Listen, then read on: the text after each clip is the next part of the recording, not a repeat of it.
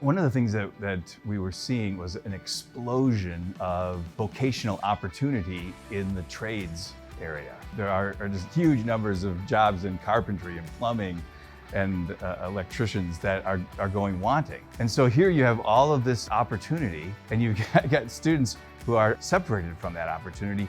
How are you going to fix that? And we said, we've got to build a bridge from where our students are at and those opportunities. And so this HopeTech program is the bridge that would give the kinds of experiences, hands-on experiences and opportunities to our students where they would say, hey, I really love this kind of work. I'm good at this kind of work. I'm gifted in this kind of work. I'd like to take further steps post-graduation in the trades. We exist to bring access to remarkable, classical, Christ-centered education to those that would never otherwise have access to that kind of education.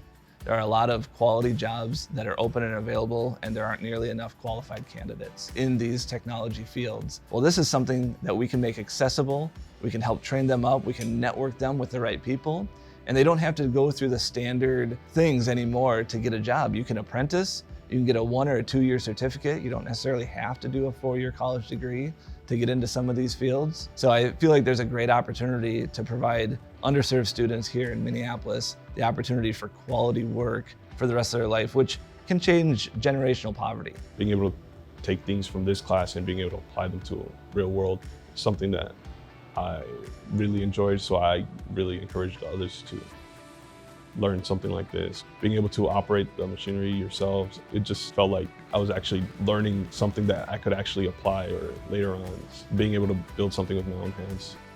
One thing that I've been really surprised by is the amount of interest in HopeTech from our students. They love getting these hands-on experiences, both in the area of robotics, coding, and in the woodworking area. And so I'm surprised by the excitement of the students. The earlier that you give some exposure to it, the more then students can begin to identify and say, yeah, this really is a path, a vocational path that I should consider. I think probably most of us have had the experience of doing that kind of exploratory work too late in college, where it's very expensive. So it's really important, I think, to be able to reach students before they're probably age 12.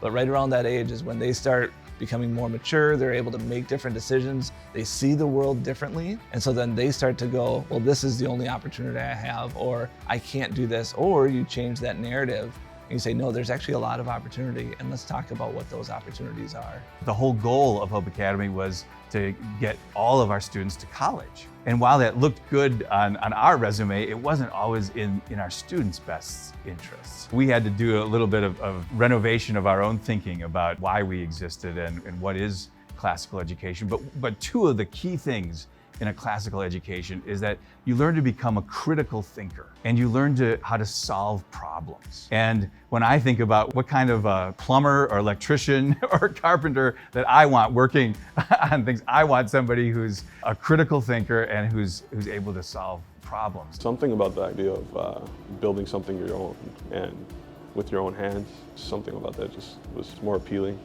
And the idea of being able to problem solve through things like that, or even being able to apply the skills that I learned in woodworking to other outside of school things.